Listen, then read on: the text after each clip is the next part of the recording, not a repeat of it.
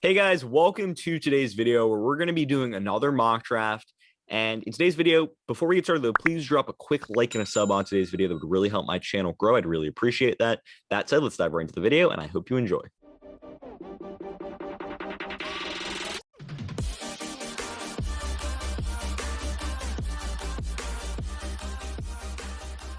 So with the draft coming up right around the corner, let's do another mock draft. Pick one, Jacksonville Jaguars, Trevor Lawrence. I don't want to think about this too much. I mean, Lawrence is the guy. He's got to go number one overall. Best quarterback in the draft, mobility, arm, everything is there. No brainer for the Jags at pick one. For the New York Jets at pick number two, Zach Wilson is going to be the guy. Sam Darnold is not the long-term answer, and Zach Wilson is the number two quarterback in this draft class. Did you watch his pro day? Did you see him make those throws? If you watch his tape too, this guy throws the football better than almost any other.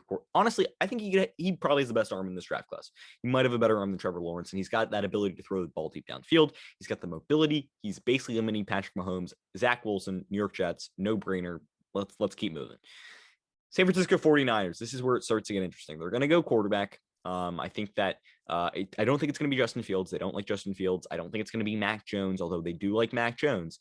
But I think it's going to be Trey Lance. I think Trey Lance makes sense here because they want to keep Jimmy Garoppolo around. And if they want to keep Jimmy Garoppolo around, Trey Lance isn't ready to play. He's not ready to play. He's raw. And the fact that he's raw allows you to make him sit behind Jimmy Garoppolo for a little bit. And, Lance's upside is enormous. I think he probably has the highest ceiling of any of these quarterbacks. Reminds me a lot like Josh Allen, big, powerful arm, super big with size-wise. And he's got that big arm strength and that mobility too. So I just think Lance to the 49ers makes sense for them. Atlanta Falcons at pick four. You know what? I do give them a lot of quarterbacks. I have been giving them quarterbacks in the past few weeks. But in this situation, I actually want to go out and give them a corner because they need a corner more than anything else. I think that's their biggest need. They also need a pass rusher and probably a safety too. But the defensive side of the football is the real issue. And Matt Ryan and Julio Jones, they're going to keep that offense cooking for the next few years as long as they're there. But Surtain as a cornerback one, I think they did bring in AJ Terrell last year in the draft. But Surtain makes tons of sense because I think his length, his size, his measurables, his pro day that we saw, all of that is there. And he's a downhill tackler. He's a physical tackler. I think he's a perfect fit for that Falcons team at pick number four. Now, though, Cincinnati Bengals at pick five, I think Kyle Pitts has to be the pick for them just because of the overall weapon this guy is. Not only is he big, tall, strong, and athletic, but as the tight end position, he's got the ability to win the one-on-one matchups that make him elite. And also, he's got the ability to be a great red zone guy. That guy had 12 touchdown catches last season for Florida, and he was a big part of their red zone offense, really helping Kyle Trask. But also, this is a guy that can take the top off a defense. He's got the ability just to spread the field at run after those deeper balls. He's got that deep speed too. So the ability for him to be a good pass catcher at the tight end position. You can line him up outside of wide receiver. He's a versatile weapon. And CJ Uzoma is not good for the Bengals. So I think, giving Joe Burrow another weapon, especially the tight end position where you give Kyle Pitts, you got Tyler Boyd and T. Higgins on the outside. I don't really think you need a receiver. So, tight end makes a lot of sense. Kyle Pitts makes a ton of sense. And I think, Kyle Pitts at pick five, it might be a little high for a tight end, but I still like him a lot. Now it's pick number six. It's going to be the Miami Dolphins. And personally, if I'm being honest here, I do think that Ja'Marr Chase is the best guy in this draft at the wide receiver position. I think he's the best total wide receiver. And for that reason, I want the Dolphins to go out and get him. And I know Devontae Smith is good at wide receiver, and he would fit with that Tua Tagovailoa. I mean, they were wide receivers. They were teammates together at Alabama. But I think Ja'Marr Chase is just an overall, he's such a well-rounded receiver. Yards after the catch, he's able to be a game breaker too. And he's able to go up and catch footballs so good after the catch. You can put him in the slot, you can put him outside. And I think this is really about the Will Fuller contract. It's a one-year deal. And if he doesn't end up playing to that, to see another contract with the Dolphins, I think the Dolphins need a guy that can be a wide receiver one or be a wide receiver two. And I think Ja'Marr Chase is the only receiver in this draft that can truly be a wide receiver one, and that I can really say that he's going to be a wide receiver one. Devontae Smith, the size, I don't know if he can be a wide receiver one. Jalen Waddle, I don't think is a wide receiver one. But Ja'Marr Chase, that size and the strength and the speed and the strength he has, and the yards after the catch ability with the acceleration he possesses, when you watch Ja'Marr Chase tape, he makes me excited, and he's a game breaker, and he makes big plays, and that's exactly what the Dolphins offense needs. Pick 7 now, it's going to be the Detroit Lions, and for the Detroit Lions, I think they go DeVonta Smith. They need a receiver, they need it, they need a game breaker, and that's DeVonta Smith's game. Although I did say I don't think he can be a wide receiver one, I think he can be a wide receiver one, just not for my Miami Dolphins. I want better. But no, DeVonta Smith makes perfect sense. They need a wide receiver. They lost Kenny Golladay in free agency. They lost Marvin Jones Jr. They did bring in Tyrell Williams, but DeVonta Smith is an all-around package. He uses his speed to his advantages. Even at 170 pounds, I mean, this guy can still go up and catch the football a little bit. He's a dynamic weapon. You can put him in the slot. You can put him outside. You can run screen passes for him. He's an overall athlete, and I think that he makes a ton of sense for this Lions team at pick 7. Now, though, let's go on to pick number 8, where it's going to be the Carolina Panthers. And with the Carolina Panthers, I want to go out and give them a quarterback because they need a quarterback. And Justin Fields is on the board, but I'm actually going to go out and give them Mac Jones because I've seen a lot of reports that say that, teams are not as high on Justin Fields as I am, basically. I like Justin Fields a lot, and I think he should go in the top 10. He's still going to go in the top 10 here in just a few picks. But I think that teams are higher on Mac Jones, and this is a mock draft, so we're reacting to what teams are doing, what teams are saying, what teams are thinking, what's coming out of the NFL. And the hype around the NFL is that the NFL teams like Mac Jones more than Justin Fields. So that said, that's why Mac Jones is going to go over Justin Fields.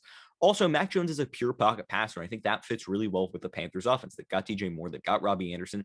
And with Mac Jones, with a guy like Christian McCaffrey there too, I think it makes sense. It fits. And Teddy Bridgewater is not the long-term answer. We've seen that. And I think Jones, is a guy who I think is ready for the NFL right now. I'd argue he's the second, if not third, most ready quarterback in the draft to play in the NFL. And I think, Mac Jones makes sense for this Panthers team. He could start day one. He could be an influential starter, really solid arm strength, really good accuracy. He doesn't have that elite arm strength downfield, but he's got the accuracy and the arm strength for those shorter, more underneath passes, as well as the short intermediate passing game too. So overall, I like Mac Jones here going to the Panthers. Now let's go to pick 9. It's going to be the Denver Broncos. And with the Denver Broncos, I like Justin Fields. I don't like Drew Lock as a long-term quarterback option. So go out and get them a quarterback that has the mobility, has the arm strength deep downfield, who I think is a better player than Mac Jones. But at the end of the day, I think that Justin Fields, falling to number 9 is great for the Denver Broncos. It makes a lot of sense. I mean, a guy like Justin Fields, his mobility and arm strength and accuracy are all things that are going to make him go high in this draft. And I don't know how high, but it's going to go high. So that said, I think that, Denver, they could do with some help on defense, I think. But at the end of the day, a quarterback is necessary.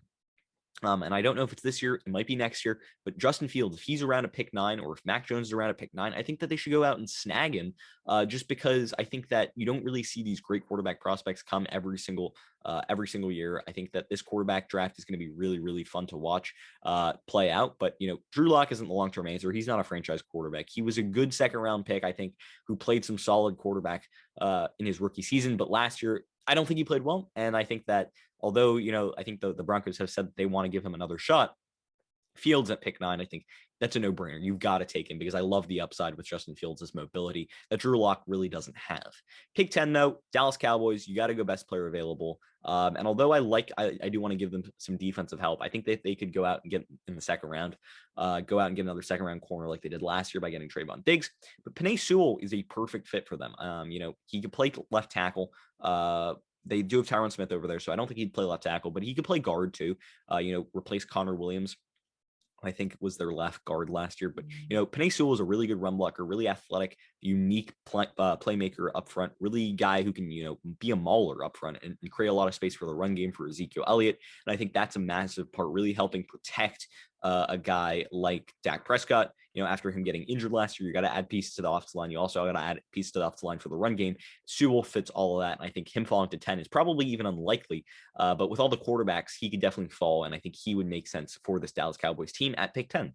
Pick 11 now, it's going to be the New York Giants. And for the New York Giants, I want to go out and give them a little bit of a stretch here. Talked about it in a few mock drafts ago, but Kwity Paye could be a good fit. I personally don't like Kwity Paye. I don't think that I think he could be a bust. But, with his size and athletic traits and athletic gifts he has, he could go really nicely next to Leonard Williams in that 3-4 defense that the Giants run. He's big enough to be a 3-4 defensive end. Because he's 6'4", 272 pounds. He's fast, really, really fast and really agile and really an athletic beast. The measurables are what's going to make him go flying up the draft board. That's why he's going to go high. However, the thing that concerns me is the lack of production. Didn't produce a ton at Michigan, but nonetheless, I mean, a guy like Kwity Paye is a guy who can get after the quarterback a little bit. Had five sacks, I think, in his best season. Although he's labeled as a pass rusher, I think with those kind of athletic traits, teams are going to see him as a guy that they can really develop. And if the Giants have luck at developing him and Leonard Williams would be absolutely terrifying, especially with Kwity Paye's just pure athleticism and athletic abilities at the defensive end position. So I think that makes sense for the Giants at pick 11. Pick 12 now, it's going to be the Philadelphia Eagles. And although PFF has Jaycee Horn rated as a better corner than Caleb Farley, I think Caleb Farley simply makes more sense. And the reason Caleb Farley makes more sense is because Farley is a guy that can be a legit number one corner. And I think that's exactly what the Eagles need. They have Darius Slay, but they need a guy on the opposite side. And although Farley's injuries are what's making him fall a little bit, I think on the draft board and in mocks in general, overall, this guy is arguably the number one, if not number two, corner in this draft. Although, Jaycee Horn had a great pro day, Caleb Farley ran an unofficial 4.28 40 time in his session, but it wasn't at his pro day because he wasn't available. But overall, this is a guy that's sticky man coverage. He uses his speed well, has good length, doesn't really allow big plays. And overall, that's what you need if you're the Eagles. You need help in the secondary. And I think if they go out and get Caleb Farley, then they're really just a linebacker, a dynamic linebacker away from having a really, really good defense. So I think Caleb Farley makes sense here. Now, though, let's go to the Los Angeles Chargers. And with the Los Angeles Chargers, Rashawn Slater's on the board. That's got to be their pick. That's got to be their home run pick. Rashawn Slater is the perfect fit for them. They need a tackle. They need a left tackle because they lost Sam Tevi. I think they lost Dan Feeney too, played left guard for them. I want to say, don't quote me on that. Do not quote me on that. But they needed to improve the offensive line. That's the number one thing that they came into this offseason trying to do, trying to protect Justin Herbert. They've got to protect Justin Herbert. That's their number one thing.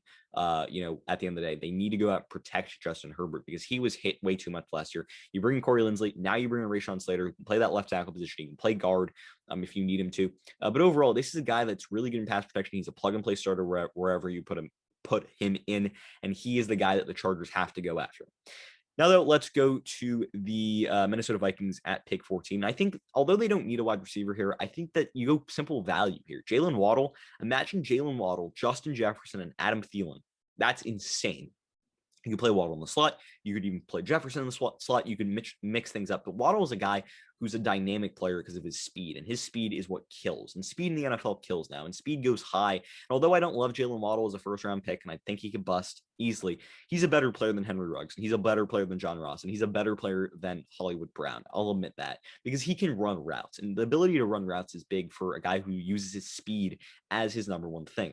Nonetheless, though, he still concerns me. But at pick 14, he's by far the best player available on the board. Although Micah Parsons is up there too, I just think that, imagine Jalen Waddle, Adam Thielen, as well as Justin Jefferson. Kirk Cousins would have so many options. I think you got to do that if you're the Vikings. If Jalen Waddle's on the board, you got to take him. I think that'd be absolutely fantastic for that offense. Now, though, it's pick 15. It's going to be the New England Patriots. For me, this is let's not mess around anymore. Micah Parsons, absolutely. If this guy didn't have the concerns in off the field stuff, the off the field character concerns, especially, with the whole hazing situation, that was the really big thing for him. That's going to make him slide a little bit. If he didn't have that, this guy would be in the top 5, if not top 10. Top 10, if not top 5. I said that the wrong way. But he's a guy that could be absolutely lethal in the Patriots defense. Bill Belichick likes to do a variety of things defensively.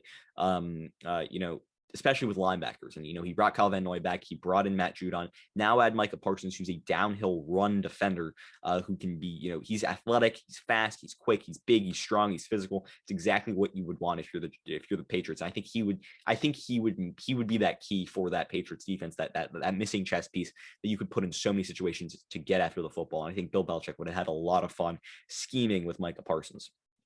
Now, though, let's go to pick 16. It's going to be the Arizona Cardinals on the clock. And with the Arizona Cardinals, I want to go out and give them Jaycee Horn. And with Jaycee Horn, I think Jaycee Horn makes a lot of sense because they need a good press man coverage corner, sticky man coverage after losing Patrick Peterson. And Jaycee Horn is that. Also paired with his great pro day times and great measurables, I think he's a no-brainer top 20 pick in this draft. I think if a team doesn't take him in the top 20, I think that's insane because you don't see corners that are as good in man coverage, as good measurable wise, and as successful in the college level than Jaycee Horn. And he had pro day numbers that rivaled Patrick Surtain, and honestly, he could go above Caleb Farley because he doesn't really have injury concerns. So that said, I think JC Horn makes a lot of sense for this Cardinals team, really helping the secondary, helping the defense. And that Cardinals team with I think they're a corner away, maybe another linebacker too. And maybe some off the line help away from being a real Super Bowl contender. They've got a scary team there, brewing in the desert. 17 now. It's going to be the Las Vegas Raiders, and with the Las Vegas Raiders, I've been looking at this pick from the beginning of all these from the mock draft season.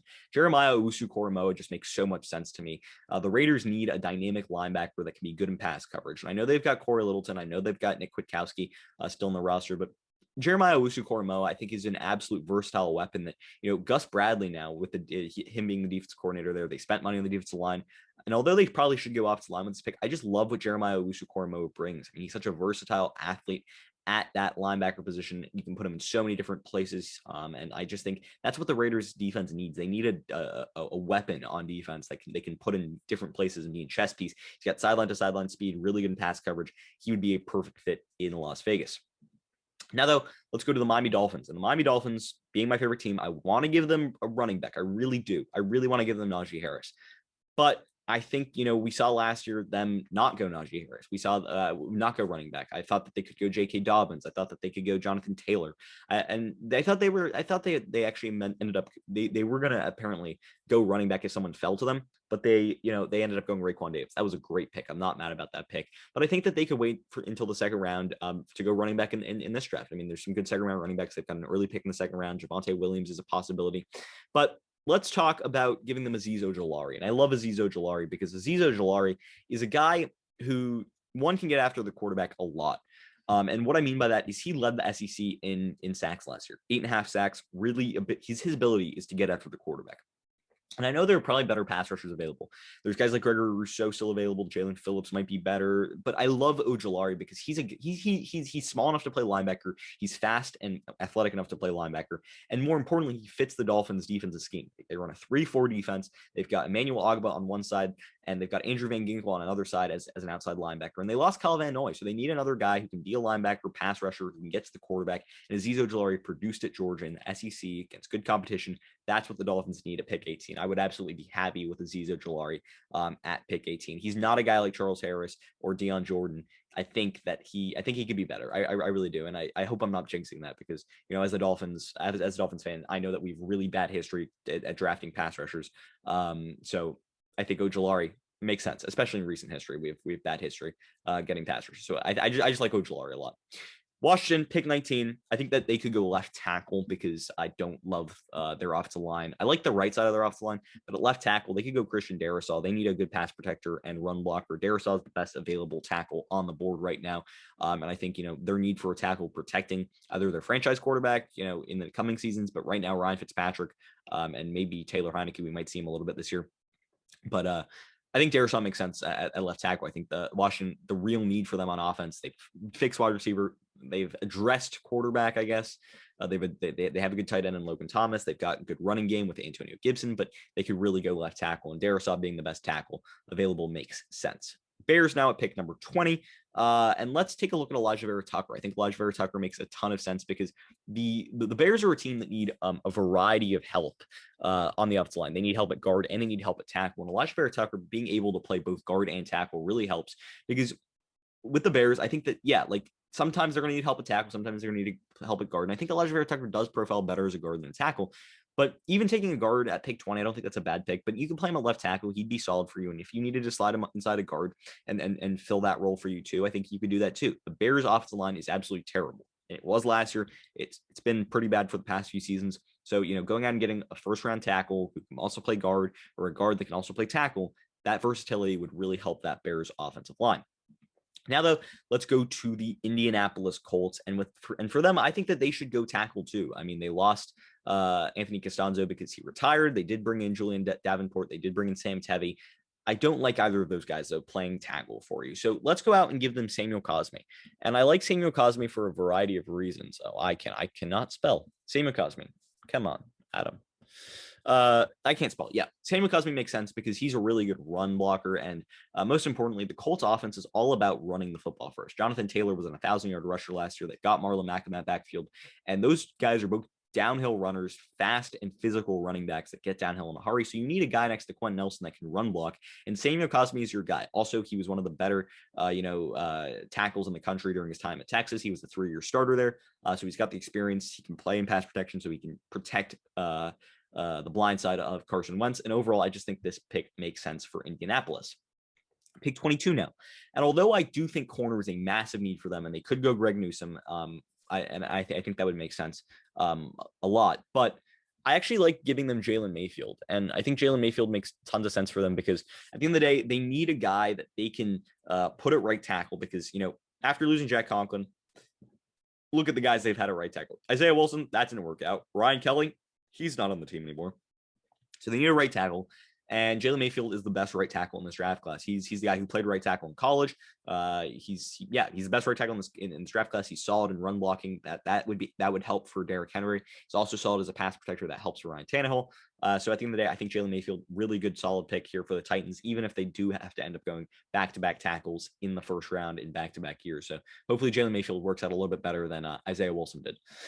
23 now, New York Jets on the clock. And I think for them, they could go after another pass rusher. I know they brought in Carl Lawson, but I don't like Vinny Curry over there. So I think Gregory Rousseau makes sense.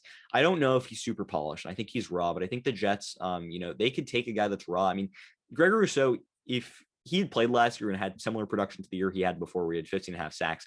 Remember, he opted out due to COVID last season.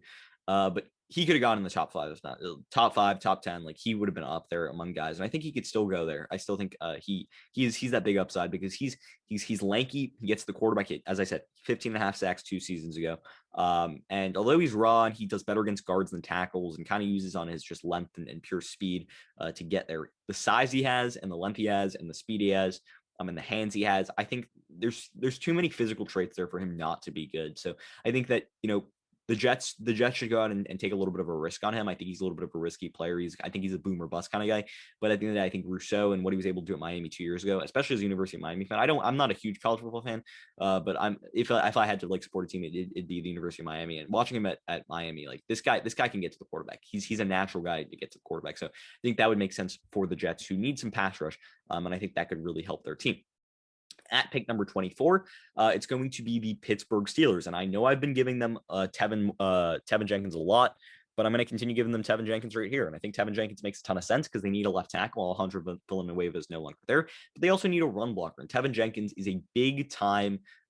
He's a big body left tackle. I mean, this guy's massive, and that allows him to be really good in pass protection. And that would really help because, the Steelers, they need time. They need to create time for Big Ben in the pocket. And the reason they need to create time for Big Ben in the pocket is because look at last year. Big Ben was getting the ball out quicker than any other quarterback in the NFL. And it was by a long shot. I think most quarterbacks, like the fast quarterbacks, like guys like Ryan Fitzpatrick, we're getting the ball out in 2.4 seconds, but a guy like Big Ben was getting the ball out in 2.1 seconds, and 0.3 seconds is massive when we're talking 2.1 to 2.4 seconds. That's insane. That's a big difference. So they need a good left tackle over there, but they also need a big run blocker too. And Tevin Jenkins can do that. He's a powerful physical run blocker. And that's exactly what Pittsburgh needs. They had no run game in the last few weeks of the season last year. And although they did have it a little bit early, overall, the season last year, James Conner, Benny Snell, the other running backs they had there, they weren't there because the offensive line couldn't run block. So I think Jenkins makes sense as a pass protector and run blocker for that Steelers team. Now let's go to pick 25. It's going to be the Jacksonville Jaguars. And although I don't really think Trayvon Moehrig is a first-round caliber player, I don't really believe Trayvon Moehrig is deserving of being in the first. I think he's a late first-round pick. I think he fits in with this Jacksonville Jaguars team for a few reasons. One, they need a safety. They absolutely need a safety. I mean, the guys they have playing back there, Andrew Wingard is not going to get the job done.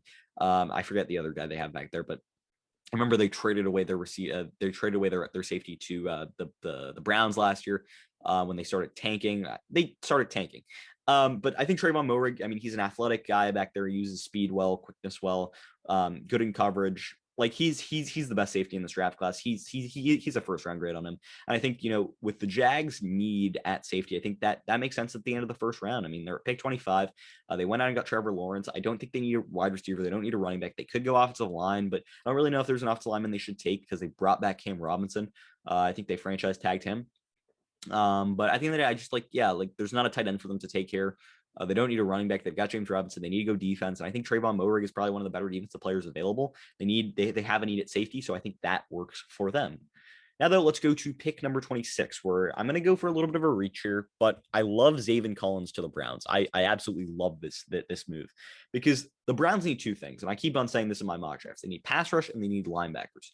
And Zaven Collins does both. He's athletic, he's big, he's strong, he's fast, and he gets to the quarterback. And that's what you need if you're the Cleveland Browns, right? The Browns need another pass rusher, and Collins can give you that at the linebacker position. But also, bigger guy, he can also stop the run well, and he fills a need at linebacker. So I think he's a perfect fit in Cleveland.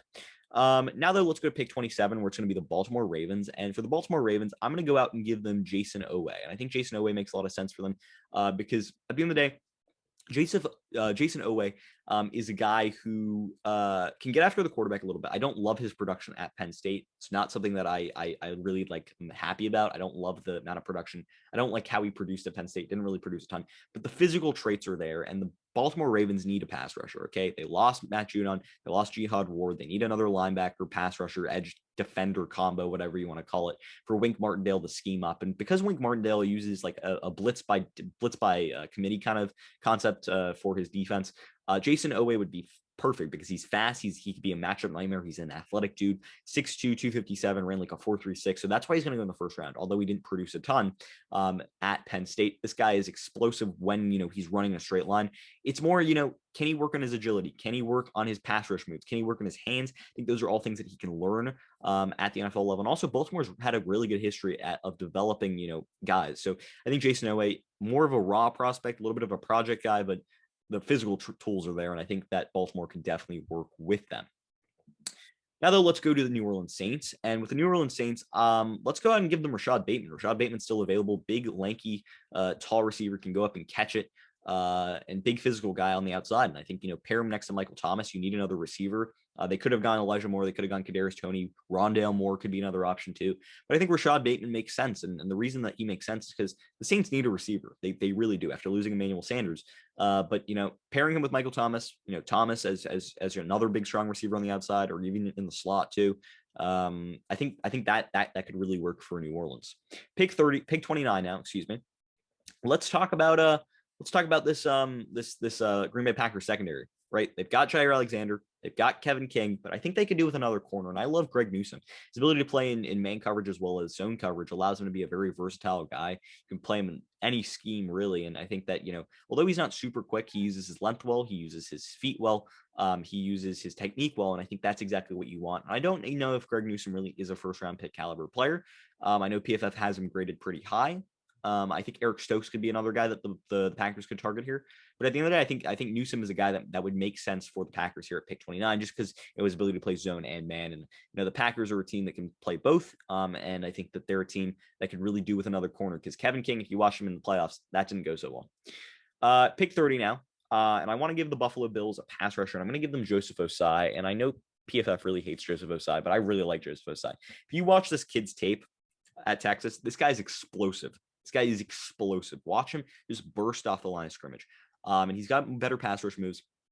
And at the end of the day, Jerry Hughes, AJ Epinesa are not great pass rushers. Jerry Hughes is fine. AJ Epinesa was okay last year, wasn't really great. Go out and get an explosive pass rusher like Joseph Osai. Continue adding to those pass rushers. And that's exactly what the Bills defense needs. They need pass rushers. That's something that they did not have enough of, last season, something that they could do more of. And Osai, with the explosiveness and the speed that he has, and, at he's 6 foot something, like 250 pounds, might be like 6'3", but this guy's explosive. He gets the quarterback.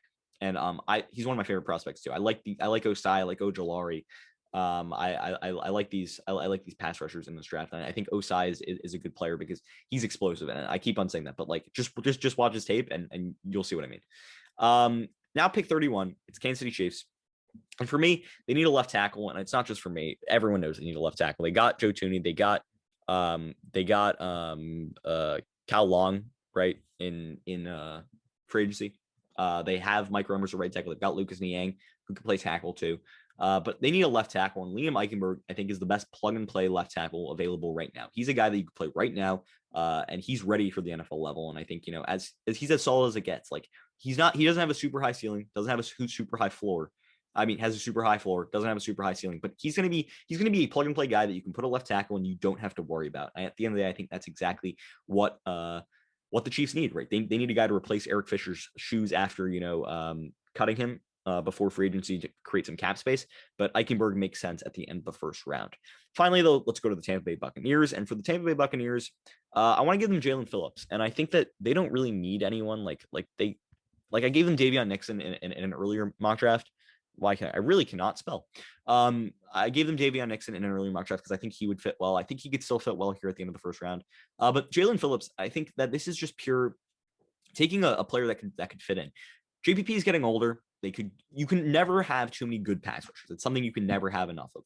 And after seeing Jalen Phillips pro day, where he ran that insane 40 time at the University of Miami, I think he ran like a 4.56, I want to say, for something really fast. He's fast. He's physical, produced last year. And I think, adding more great pass rushers to that Bucs defensive line is never a bad idea. So, get out and getting a value guy, like the Bucs don't need anyone. They're still going to make it into the playoffs. They're probably going to make it to the Super Bowl next year anyway. So I think going out and getting Jalen Phillips, who's, an athletic, freakish pass rusher, get after the quarterback. I think this makes sense here at the end of the first round. I think they can go a variety of ways, maybe a gadget player at wide receiver, but I think that makes sense. So now let's just take a look at the full results. Lawrence, Wilson, Lance, Surtain. I think the Falcons probably trade out of that spot, to be honest. And then, yeah, this is pretty much going to end it. But, 5 quarterbacks in the top 9. It's pretty unprecedented. And that can make guys like Penei Sewell drop. It can make guys like Caleb Farley drop. It can make guys like Rashawn Slater and Jalen Waddle drop. Even Micah Parsons drop too. So watch out for that. But I think the draft. I always love the draft, and I think that it'll be very exciting. And with that said, that's pretty much going to end the video for today. Did you agree with my analysis? Why or why not? Leave your comments and thoughts in the comment section down below. I'd love to hear what you guys have to say. Also, if you're new around here, please drop a like and a sub on today's video. I'd really appreciate that. And with that said, I hope you enjoyed the video. And until next time, see ya.